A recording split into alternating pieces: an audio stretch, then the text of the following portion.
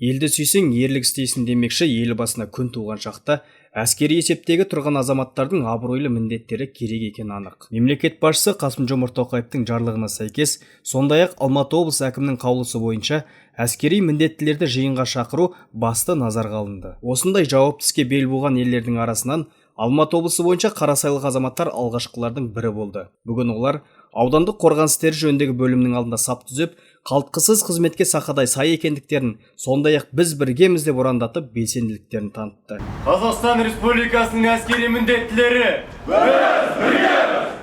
200-ден астам өтініш білдірген әскери міндеттілердің ішінен 78 азамат денсаулықтарының жарамдылығы мен отбасылық жағдайларына байланысты арнайы іріктеліп алынды. Барлығы да өз еркімен келген айбынды азаматтар деуге әбден негіз бар. Маханшыда 2086 әскери бөлімде 2016 жылы әскери жөнді атқарып болдым. Қазір таңда Құмаралы ауылында отырамын.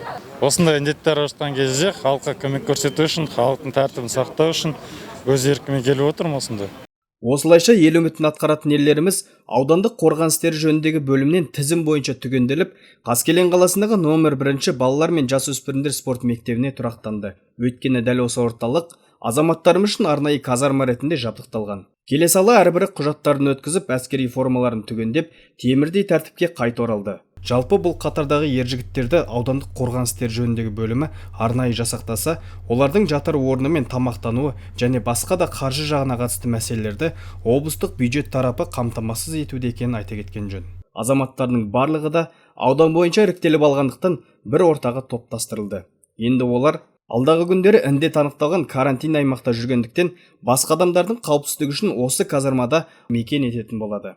Ал ерлердің осы уақыт аралығындағы міндеті жайлы Алматы облысы әкімінің әскери қауіпсіздік және қорғаныс істері жөніндегі көмекшісі Асқар Ниязов қысқаша айтып берді. Карантин жариялауына байланысты негізгі әскерге шақырушылардың міндеттері сол жердегі полиция қызметкерімен бірге сол карантинный аймақты оқшауландыру және блокпосттарды қою міндетті кіреді. Әскери шақырушылардың барлық заңның талаптарына сәйкес арнайы жиын біткеннен кейін олар егер жұмыс істейтін болса, жұмыс орнынан әкелген анықтамаларына байланысты айлықтарын алады, жұмыс істемегендер минимальный заработная плата айлық алады.